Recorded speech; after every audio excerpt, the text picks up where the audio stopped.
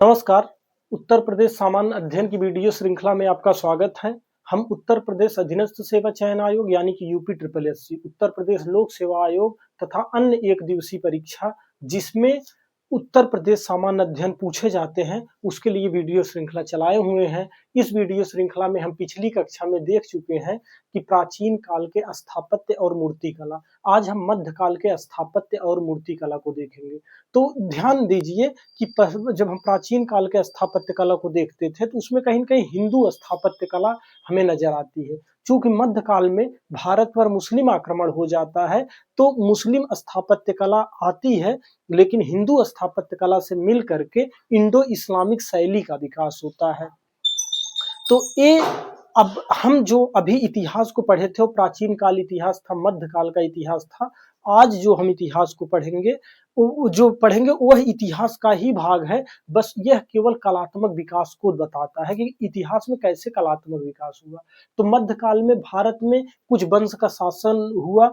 उसमें दिल्ली सल्तनत में गुलाम वंश था, खिलजी वंश था, सैयद वंश था, तुगलक वंश था, लोदी वंश था। ये वंशों का शासन हुआ। इसमें स्थापत्य कला का विकास बहुत ज्यादा नहीं हो पाया था, चूंकि सिकंदर लोदी वंश के शासक थोड़ा सा तो विकास किए थे, जो आगरा शहर की स्थापना कर दिए थे। बाकी इसमें राजनैतिक उथल पुथल ज्यादा थी, इसलिए बहुत ज्यादा विकास कार्य नहीं दिखते हैं। तो दिल्ली सल्तनत में एक गुलाम वंश का शासक इल्तुतमिश था, जो बदायूं का किला, बदायूं में जामा मस्जिद का निर्माण करवाया था इल्तुतमिश के बाद दिल्ली सल्तनत में फिरोज शाह तुगलक के शासनकाल में, तुगलक वंश के शासनकाल में दिल्ली में जौनपुर में सरकी वंश की स्थापना होती है और सरकी शैली का विकास हुआ है। तो मुख्य रूप से दिल्ली सल्तनत में हमें सरकी शैली को देखना पड़ता है। तो हम दिल्ली सल्तनत को देखें, उसके बाद फिर हम मुगल काल में जाएंगे।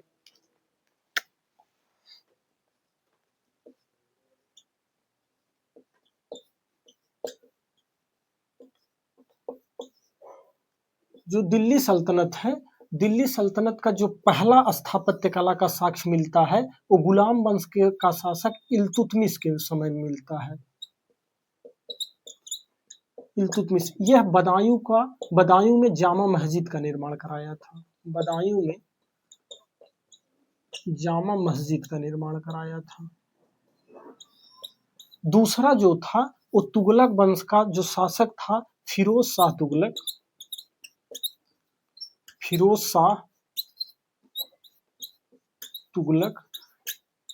तुगलक दो शहर की स्थापना किया था। एक था फिरोज शाह कोटला शहर, जो यमुना नदी के किनारे दिल्ली में है। ये हमारे सिलेबस का भाग नहीं है, क्योंकि हम उत्तर प्रदेश जी के पढ़ रहे हैं ना, तो हमारे सिलेबस का भाग नहीं है। और दूसरा था जौनपुर शहर, और बताए हैं कि जौनपुर शहर की स्थापना फिरोज शाह तुगलक अपने भाई, चचेरा भाई था जौना खां, फखरुद्दीन जौना खां नाम था। असली नाम फखरुद्दीन जौना खान था और इसका नाम मोहम्मद बिन तुगलक था। तो जौना खां जो फिरोज शाह तुगलक था, इसका जो उत्तराधिकारी हुआ ये नासिरुद्दीन तुगलक था। नासिरुद्दीन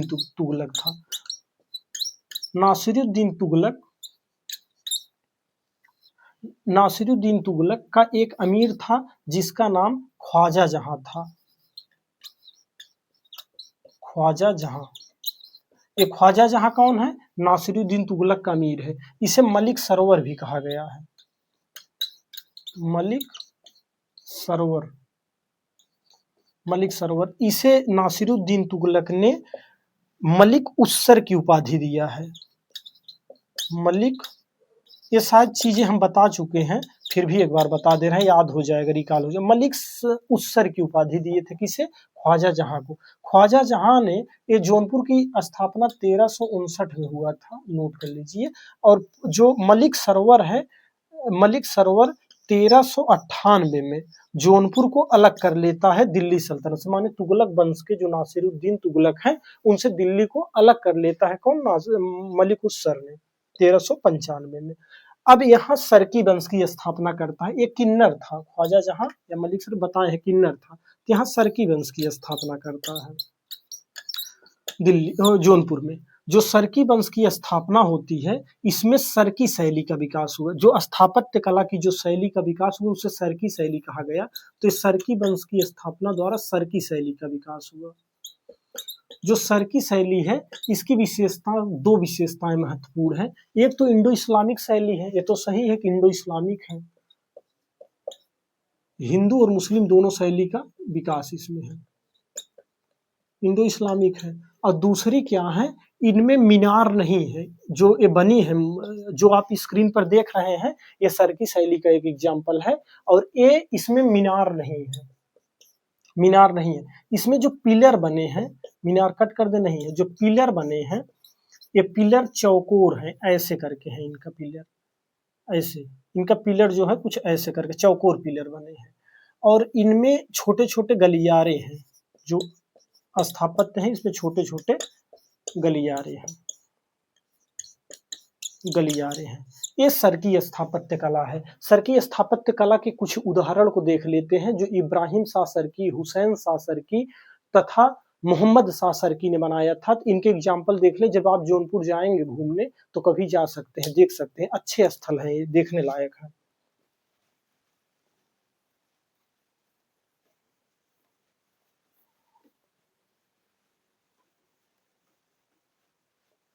बहुत इंपॉर्टेंट चैप्टर है, इसको थोड़ा सा गंभीरता से देखिएगा और फिर किताबें पढ़िएगा आप लोग।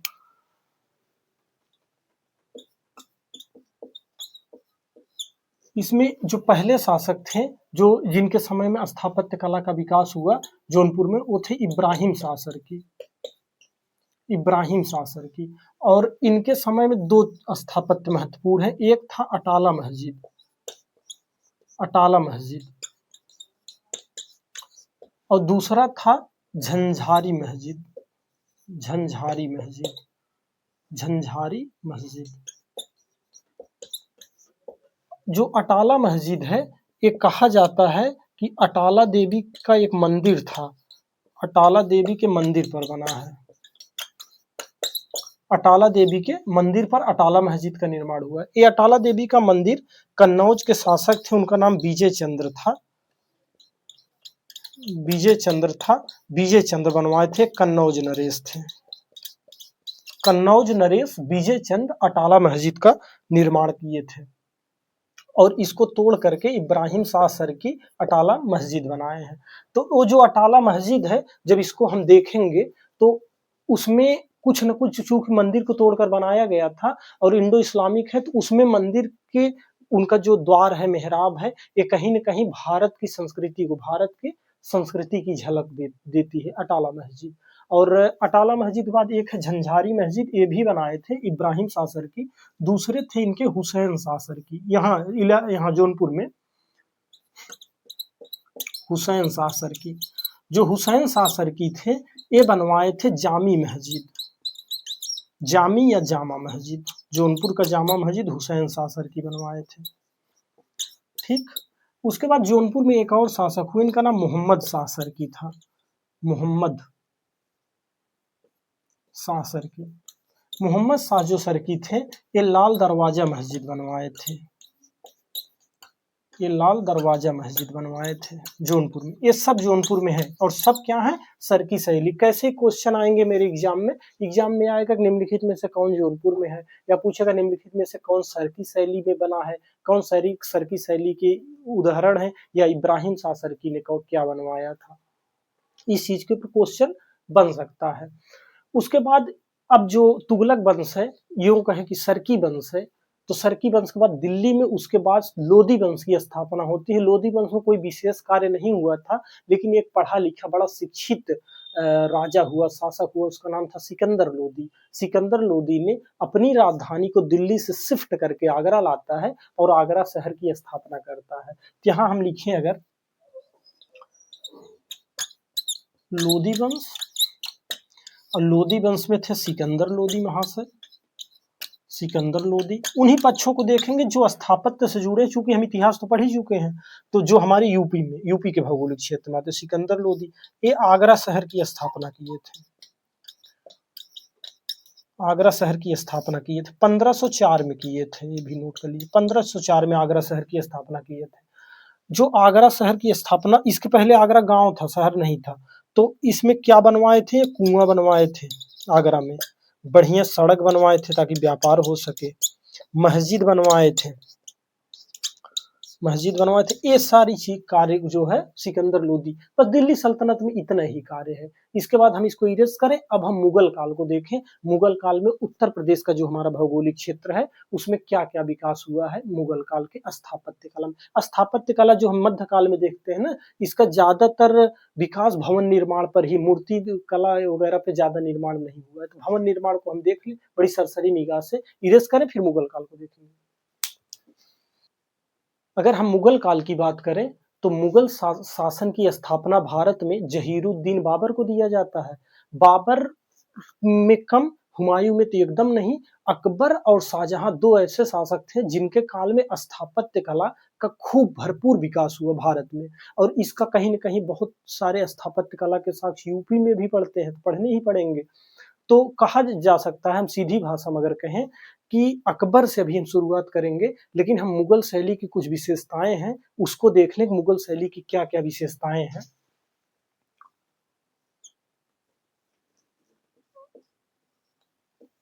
मुगल शैली की जो विशेषताएं हैं, ये पहली विशेषता अगर हम देखें तो पहली विशेषता था पित्रादुरा शैली। पित्रादुरा शैली, ये क्या है पित्रादुरा शैली? पित्रादुरा शैली ये था, अभी तक जो मकान बना करते थे, जो भवन बना करते थे, उसमें पत्थर का प्रयोग होता था, लाल बलुआ पत्थर का प्रयोग होता था। लेकिन अकबर जब मुगल काल भारत में आए तो उसमें क्या हुआ कि पत्थरों पर या टाइल्स, जैसे घर में टाइल्स लगता है, रंगीन रंगीन टाइल्स लगता है, तो उसमें पत्थरों पर या संगमरमर पर कठोर कीमती पत्थर या रंगीन पत्थर को जड़ा गया है। अगर देखें तो कहीं दीवार है, उस दीवार पर अगर अच्छे पत्थर को लगा देते हैं, सुंदर लगता है। उसी तरह जो पित्रादुरा शैली है, इसे पच्चीकारी शैली भी कहते हैं। पर परचीनकारी शैली, परचीनकारी शैली भी कहते हैं। परचीनकारी शैली का मतलब क्या है कि पत्थरों पर रंगीन एवं कीमती पत्थर लगाना, एवं कीमती चमकीले पत्थर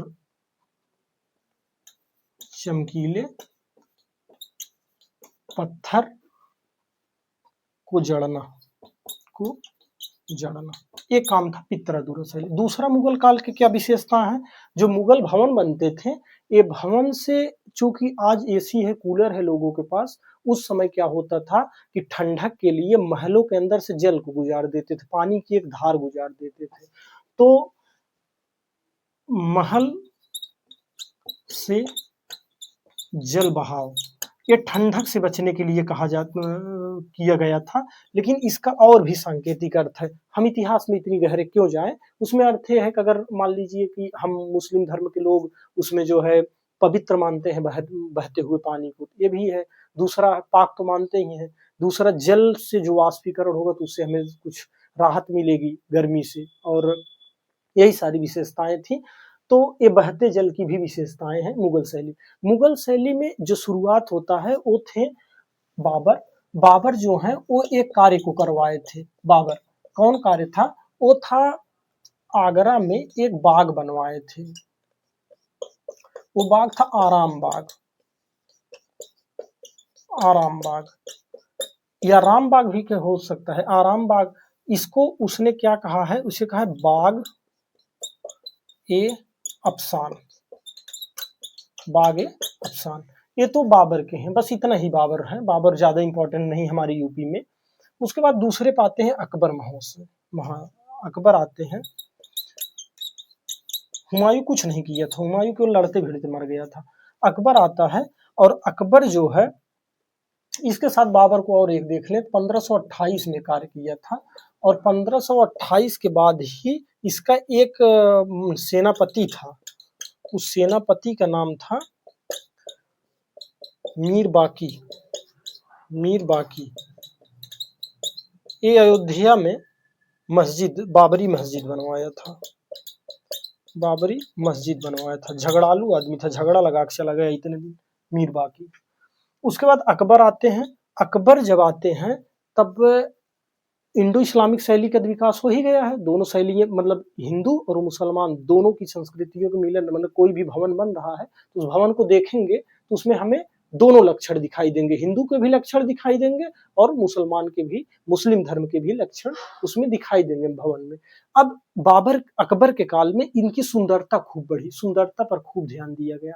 इरेज करने फिर आपको अकबर के बारे में बताते हैं क्या क्या सुंदरताएं देखने को मिली हैं। अकबर की जो सौंदर्य है वो देखने को मिलता है आगरा के किले में और फतेहपुर सीकरी में। अकबर ने किला भी बनवाया था और एक फतेहपुर सीकरी की भी स्थापना किया था। तो पहले हम किले में देख लें आगरा का किला, फिर हम देखेंगे फतेहपुर सीकरी क्या है। तो पहले हम देखें अकबर के आगरा का किला। जो आगरा का किला है ये अकबर बनवाया था और इसके जो वास्तुकार थे उनका नाम था कासिम खां। कासिम खां ये वास्तुकार थे। इसमें जो पत्थर का प्रयोग किया गया है वो लाल बलुआ पत्थर है। कोई भी जितने भी बने हैं मुगल काल में, ट्रिक्स याद रखिए, जितने भी पत्थर बने हैं, जितने भी महल बने हैं उसमें केवल लाल बलुआ पत्थर का प्रयोग किया गया है और जो संगमरमर का प्रयोग किया गया है, चाहे वो व्हाइट मतलब सफेद संगमरमर हो या चमकीले, इन्हें जोधपुर के मकराना से लाया गया है। बस याद रखिएगा, हर जगह बार बार उसको लिखने से क्या फायदा है। तो जो वास्तुकार हैं ये हैं कासिम खां। ये प्रभावित है, आगरा का किला ग्वालियर के किले से प्रभावित है। ग्वालियर के किले से मान सिंह, राजा मान सिंह थे, उन्हीं के किला, ग्वालियर का किला राजा मान सिंह था, ग्वालियर के किले से प्रभावित थे। इनका जो किला है इस किले में दो द्वार हैं, दो द्वार हैं। ये दोनों द्वार में एक है पश्चिम द्वार। जो पश्चिमी द्वार है, पश्चिमी द्वार को दिल्ली द्वार कहा जाता है, एग्जाम में आएगा क्वेश्चन, दिल्ली द्वार। और जो पूर्व का द्वार है, पूर्व का द्वार है, इसे कहा जाता है अमर सिंह द्वार, अमर सिंह द्वार। ठीक, इसे यूनेस्को वर्ल्ड हेरिटेज में, यही लिखे, यूनेस्को वर्ल्ड हेरिटेज में 1983 में यूनेस्को वर्ल्ड हेरिटेज लिस्ट में शामिल किया गया। अगर यूनेस्को वर्ल्ड हेरिटेज में कोई स्मारक शामिल हो जाता है तो उससे लाभ क्या होता है? तो लाभ ये होता है कि उसे पहले तो वैश्विक पहचान मिल जाती है, दूसरी उसकी सुरक्षा सरकार के द्वारा या वैश्विक संस्थाओं द्वारा की जाती है, और तीसरी उसे आर्थिक पैसे भी मिलते हैं उसके संरक्षण के लिए। संरक्षण के लिए पैसे भी मिलेंगे, सुरक्षा भी मिलेगी और वैश्विक पहचान तो हो ही जाएगा। और इससे क्या होगा, दुनिया भर जब इसकी कहानियों को जानेंगे दुनिया के तमाम लोग, तो हमारे यहाँ घूमने आएंगे, जब पर्यटक बढ़ेंगे तो उससे हमारी अर्थव्यवस्था सुधरेगी। तो ये था आगरा का किला। इसके साथ अकबर जो है इलाहाबाद का भी किला बनवाया था, इलाहाबाद का किला बनवाया था। जो इलाहाबाद का किला अकबर बनवाया था वो भी पत्थर से ही बने हुए सारे किले हैं और इनकी इतनी बहुत ज्यादा विशेषताएं इसके बाद नहीं बचती हैं जिससे क्वेश्चन बन सके। और उसके बाद किलों के निर्माण के बाद अकबर फतेहपुर सीकरी की स्थापना करता है। तो फतेहपुर सीकरी की विशेषता देखते हैं, फतेहपुर सीकरी है क्या उसको देखें। तो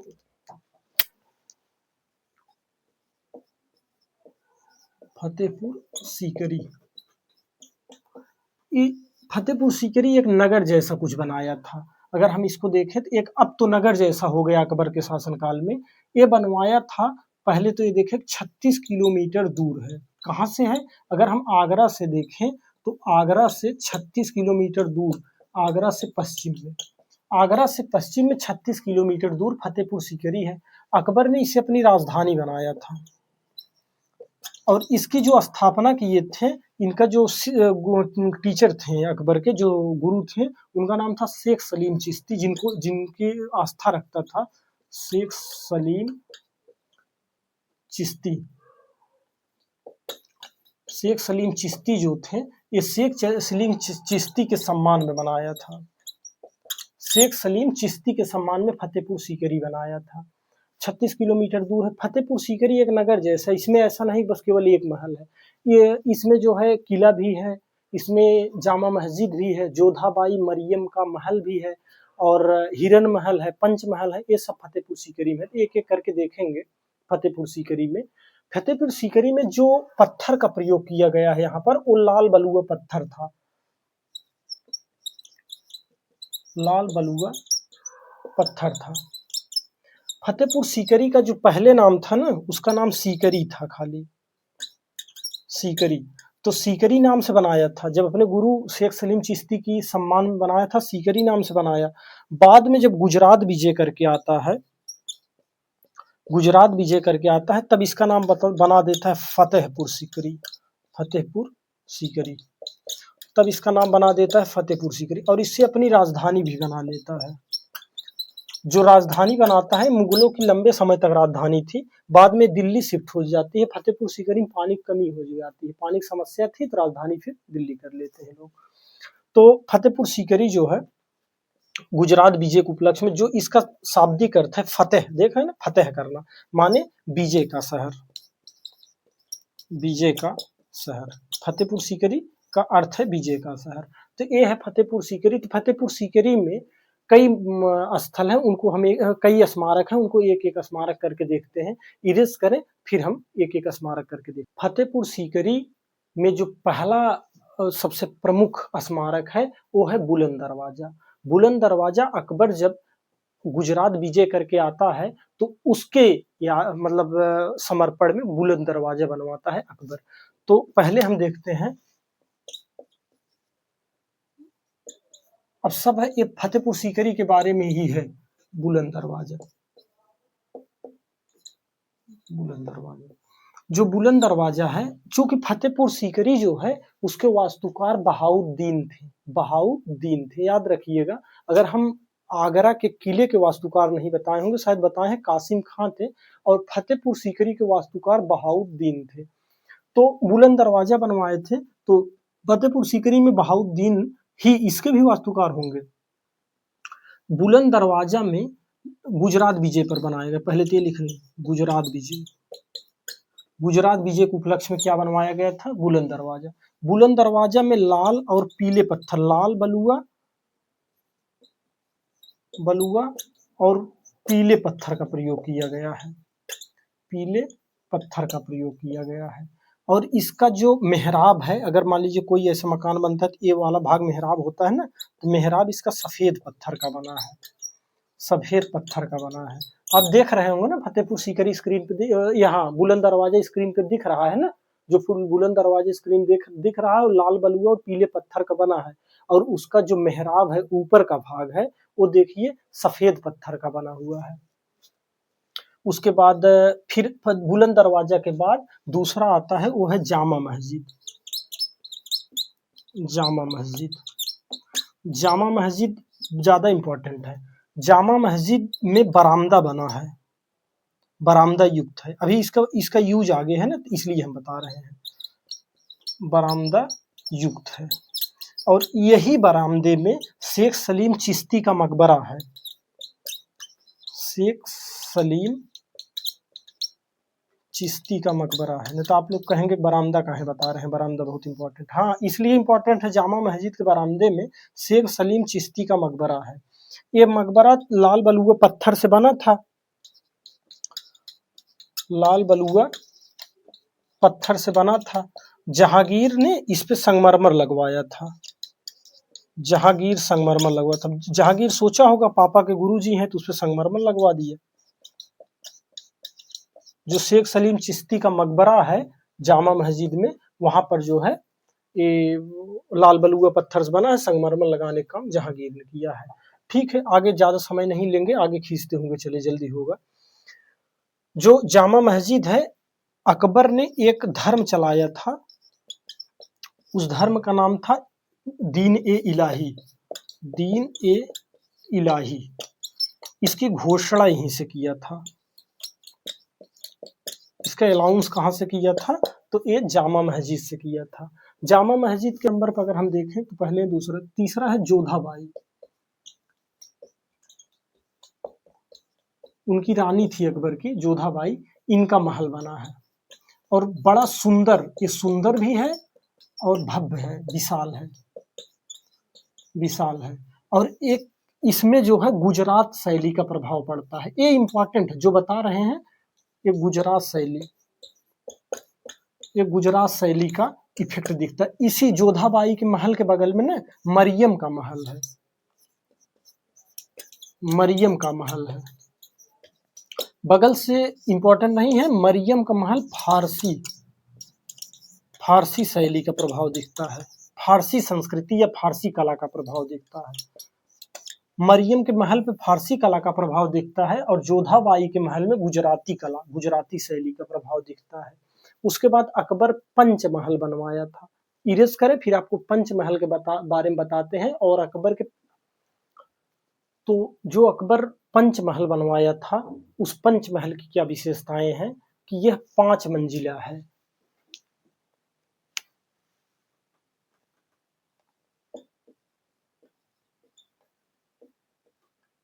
पंचमहल 5 मंजिला है। कभी आप फतेहपुर सीकरी घूमने जाएं तो देख सकते हैं, 5 मंजिला है। जब हम ऊपर की तरफ बढ़ेंगे तो मंजिलों का आकार छोटा हो जाएगा, कुछ इस तरह। मान लीजिए 1 मंजिला ये है, ऊपर जाएंगे तो उससे छोटा 1 मंजिला, उससे छोटा 1 मंजिला, उससे छोटा 1 मंजिला, ऐसे ऐसे 5 मंजिला है। तो ऊपर जाने पर मंजिलों का आकार छोटा हो जाता है। ऊपर जाने पर मंजिल का आकार छोटा, मंजिल का आकार छोटा हो जाता है जब ऊपर जाते हैं। इसके ऊपर जो गुंबद बना है, इसके ऊपर गुंबद बना है, गुंबद है, इसके ऊपर पंचमहल में गुंबद बना हुआ है।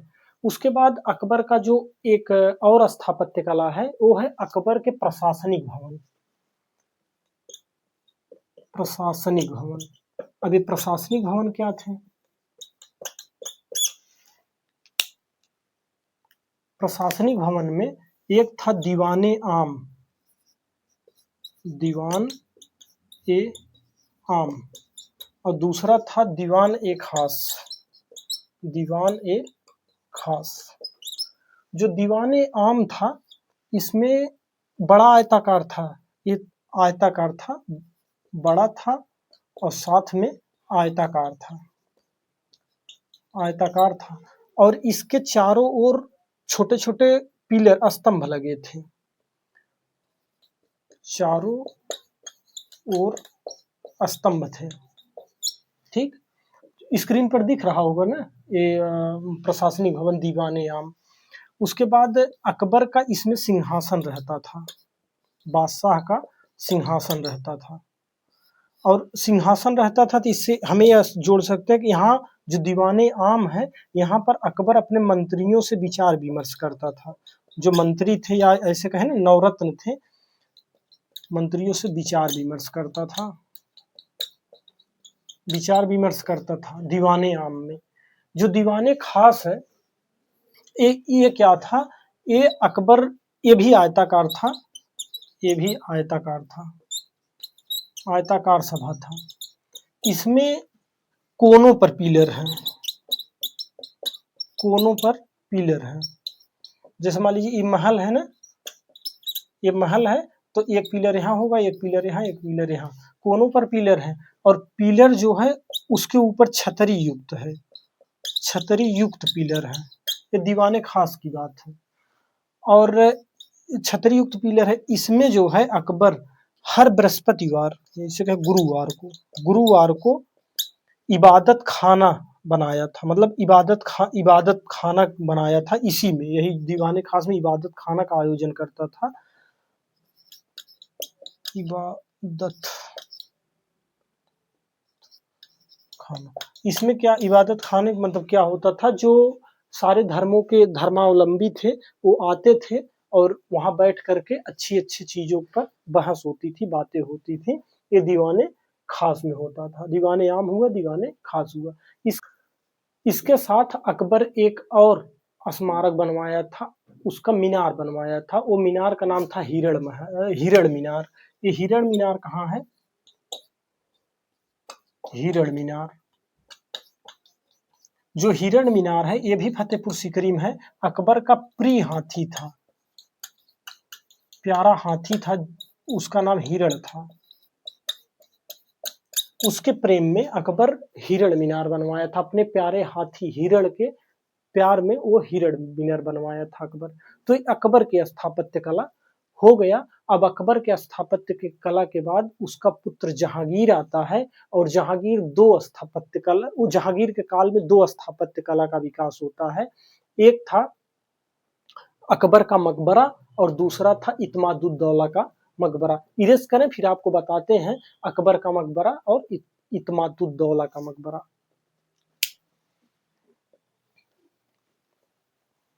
जहांगीर ने अकबर का मकबरा बनवाया था। 1605 से बनना शुरू हुआ था, 1613 ईस्वी में बनकर तैयार हुआ था।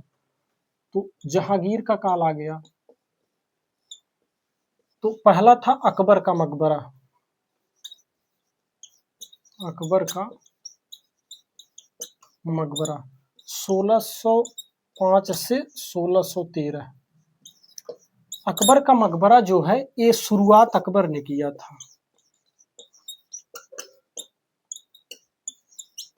अपने मरने का ठिकाना पहले बना लिए थे।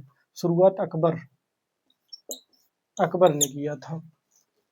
इसको पूरा करने का काम किया था, पूरा किया था पुत्र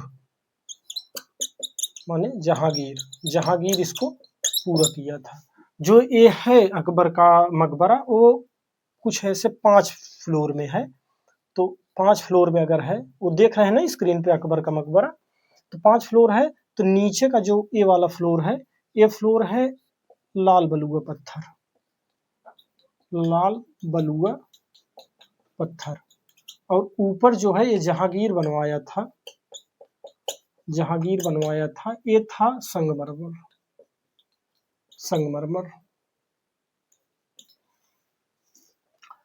और अकबर जो इस्लाम धर्म में जो ये मुगल हुए थे, ये मुगल में कुछ ऐसे मुगल थे जो अपने मरने के पहले अपने दफनाने का प्रोसेस या किस स्थान पर दफनाए जाएंगे, उनका कैसे मकबरा बनेगा वो डिसाइड कर लेते थे, बनवा लेते थे।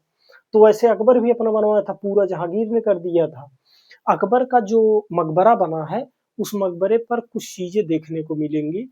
क्या देखने को मिलेंगी तो देखें। पहला नंबर तो सुंदर है, फूल पत्ती से सजाई गई है, और मकरान से, संगमरमर जो है वो मकरान से लाई गई थी। तो ये फूल पत्ती है, इस पे फूल पत्ती से सजाई गई है। और बड़ी अकबर को इसीलिए तो महान कहा गया है, उसके मकबरे पर स्वास्तिक चिन्ह है, स्वास्तिक चिन्ह है। स्वास्तिक चिन्ह यही होता है, ऐसे कुछ होता है ना स्वास्तिक चिन्ह, जो हिंदू की शादी विवाह वगैरह में शुभ के लिए बनाया जाता है, स्वास्तिक चिन्ह है। इसके बाद हाथी का निशान है, हाथी को भी डिजाइन किया गया, मतलब छापा गया है, हाथी भी है। और उसके बाद हंस है, और क्या है, कमल है, चक्र बना है। ये सब इम्पोर्टेंट है। अकबर का जो मकबरा है उस पे पूछ सकता है कि अकबर के मकबरे में को किससे नहीं सजाया गया है। तो चक्र को स्वास्तिक चिन्ह को लेकर हम कंफ्यूज हो जाएंगे कि तो मुस्लिम शासक है, इस पे कैसे स्वास्तिक चिन्ह और चक्र ये सब अकबर के मकबरे पर है। उसके बाद अकबर का जो मकबरा है ये कहाँ पर है तो हम बताए ही नहीं, भूल गए। ये आगरा में है, सिकंदरा में। अकबर का मकबरा सिकंदरा में है, सिकंदरा आगरा में है, यहाँ पर है। और इसका जो मकबरा है ना वो पिरामिड जैसा ऐसा कुछ है, देख रहे हैं स्क्रीन पे, कुछ पिरामिड जैसा है। पिरामिड मतलब एकदम पिरामिड नहीं है, लेकिन देखने में कुछ पिरामिड जैसा प्रतीत होता है। दूसरा इत्मादुद्दौला का मकबरा है। इत्मादुद्दौला का जो मकबरा है वो इत्मादुद्दौला जहांगीर का ससुर था, मतलब जो जहांगीर की पत्नी थी नूरजहां के पिता थे इत्मादुद्दौला, उनका नाम बेग भी था, ग्यास बेग। तो ग्यास बेग का भी मकबरा बना है। तो जहांगीर के काल में इत्मादुद्दौला,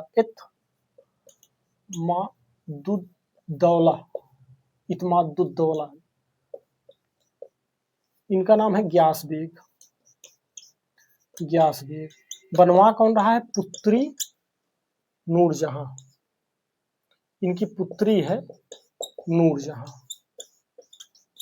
नूरजहां कहाँ पर है? ये है आगरा में, आगरा में है। और विशाल है, सुंदर है। ये भी इत्मादुद्दौला का मकबरा। इत्मादुद्दौला के मकबरे के बाद जो जहांगीर का शासन है, इसके बाद जब शाहजहां आता है तो शाहजहां के काल में धुआंधार स्थापत्य कला का विकास और आगे बढ़ता है, अपने चरमोत्कर्ष पे पहुंचता है। इसीलिए शाहजहां के काल को स्वर्ण काल भी कहा जाता है। इरेज करें, फिर आपको बताते हैं कि शाहजहां ने क्या क्या बनवाया था, जो हमारे यूपी के भौगोलिक क्षेत्र में आता है। इत्मादुद्दौला का मकबरा नूरजहां ने बनवाया था, और वो जो इत्मादुद्दौला का मकबरा बना है, वह मुगल काल का ऐसा पहला स्थापत्य था जिसमें पूर्ण रूप से संगमरमर का प्रयोग किया गया है। उसके बाद तब फिर अन्य जैसे ताजमहल वगैरह का बना, लेकिन पहला ऐसा मुगल काल का स्मारक था इत्मादुद्दौला का मकबरा। इसके बाद हम देखते हैं जो शाहजहां द्वारा स्थापत्य कार्य किया गया, इसमें संगमरमर का ज्यादा प्रयोग हुआ। शाहजहां द्वारा जो स्थापत्य कार्य किया गया, उसमें संगमरमर का ज्यादा प्रयोग हुआ। संगमरमर का ज्यादा प्रयोग हुआ, और ये संगमरमर मकराना से आए थे। अभी मकराना कहाँ है? तो जोधपुर में है। वैसे पूछेगा नहीं मकराना कहाँ है, मकराना से आए थे।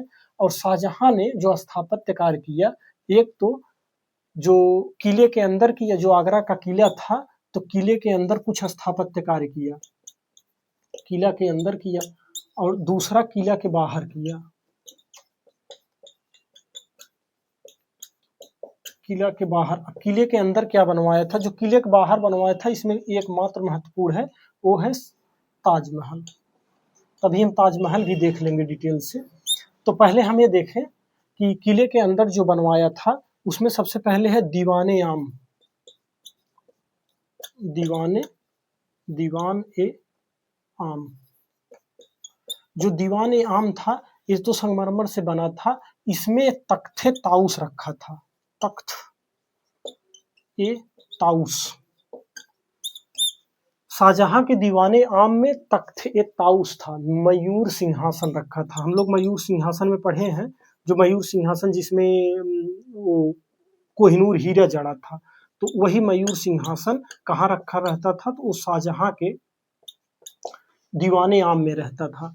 और दीवाने खास जो है, दीवान एक खास, इसमें क्या होता था? इसमें राजा के परिवार, मतलब शाही परिवार के लोग आते थे, शाही परिवार प्लस उच्च अधिकारी दीवाने खास में आते थे। सबके लिए नहीं खुला था दीवाने खास, ये भी है। उसके बाद यहाँ पर खास महल है, खास महल है। यहाँ पर शीश महल है। किले के अंदर शाहजहां ये सब बनवा रहा है। दीवाने आम बनवाया है, दीवाने खास बनवाया है, खास महल बनवाया है, शीश महल बनवाया है, और मुसम्मन बुर्ज बनवाया है। मुसम्मन बुर्ज बनवाया है। ये क्या था? ये मंजिला, कई मंजिले का है, तो ये मंजिला युक्त है, मंजिला युक्त है ये मुसम्मन बुर्ज। इसमें क्या करती थी कि जैसे ऐसे दो, जब सेकंड फ्लोर थर्ड फ्लोर पे खड़े हो कैसे फील्ड को देखिए, तो ऐसे ये भी बना था। तो इसमें जो रानियां होती थी, मुगलों की जो रानियां होती थी, वहां से खड़ी होकर के बाहर जो जानवर को लड़ाने का एक होता तीतर की लड़ाई होती है, और जो छोटे छोटे भेड़ों की लड़ाई होती है, ऐसे पशुओं को लड़ाया जाता था। तो यहाँ मुसम्मन बुर्ज जो है, वहां पर मुगल महारानियां जो थी, राजकुमारी जो थी, वहां से खड़ी होकर के जानवरों की लड़ाई को देखा करती थी। और मंजिला युक्त है, तो यहाँ से इस देखती थी। इसका सबसे ज्यादा ये नहीं पूछेगा कहाँ से वो देखा करती थी लड़ाई, पशुओं की लड़ाई, राजकुमारी या रानियां कहाँ से देखती थी, बेगम लोग, ये नहीं पूछेगा। बल्कि ये पूछेगा, जब ये जो शाहजहां है ना, इनको जब जहांगीर ले जा करके कैद कर देता है, तो यही मुसम्मन बुर्ज में कैद किया था, और यहीं से खिड़की खोल दिया था, और यही खिड़की से ये शाहजहां अपने जो बेगम की याद में ताजमहल बनवाया था, निहारा करता था, यही मुसम्मन बुर्ज से। हम यही कहेंगे कि यहाँ पर शाहजहां को कैद किया गया था।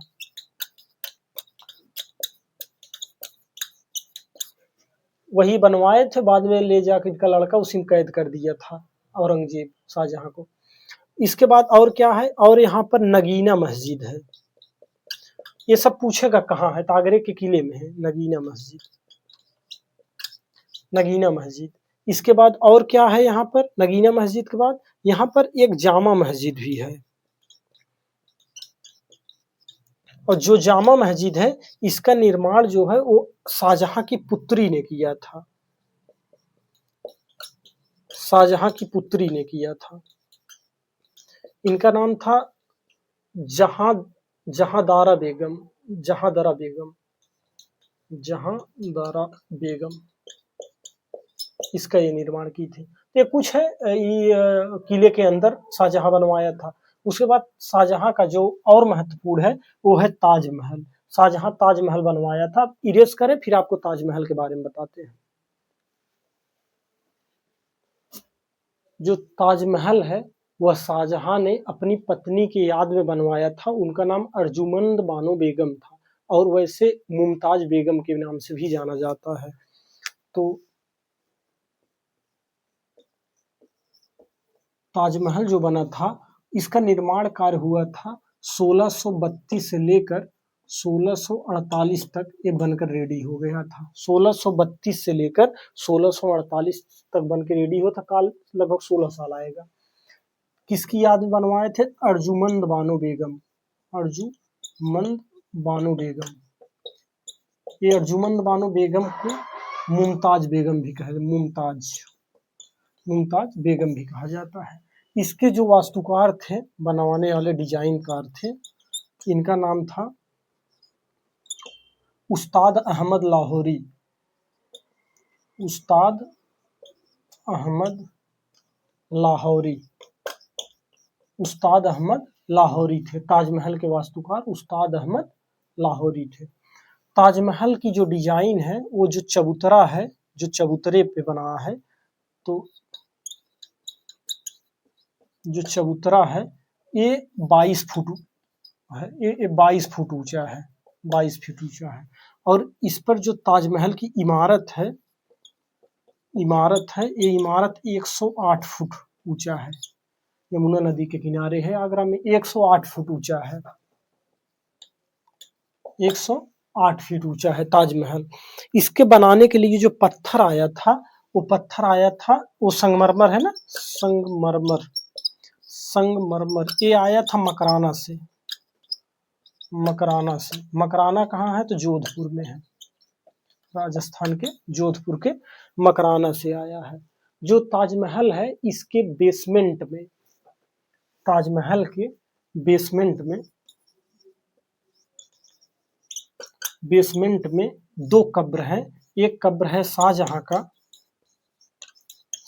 का कब्र है, और जिनकी याद में बनवाया था माने मुमताज महल का भी कब्र है, मुमताज का भी कब्र है, शाहजहां और मुमताज कब्र। जब बताते हैं इतिहासकार, हम तो कभी अभी गए नहीं है ताजमहल में, तो बताते हैं कि जो नीचे कब्र बना है, संगमरमर का कब्र बना है, वो इनका वास्तव में कब्र नहीं है, केवल वो दिखाने लायक के लिए है। इनका वास्तविक कब्र बेसमेंट में है, वहां तक कोई नहीं जाता और वो दिखाया भी नहीं जा सकता है। दिखाते हैं सिर्फ यही जो उनका काल्पनिक। तो इसके बेसमेंट के ऊपर जो है यह एक दिखावटी कब्र है, दिखावटी कब्र है केवल। जो उनका कब्र ऊपर बना केवल दिखावटी है, रियल कब्र बेसमेंट में है। इसको भी यूनेस्को वर्ल्ड हेरिटेज में शामिल किया गया था, यूनेस्को वर्ल्ड हेरिटेज में शामिल किया गया था 1983 में। और जो फतेहपुर सीकरी है उसको स्थापित किया गया था 1986 में। अगर नहीं बताए हो तो सुन लीजिए, फतेहपुर सीकरी 1986 में स्थापित किया गया था यूनेस्को में।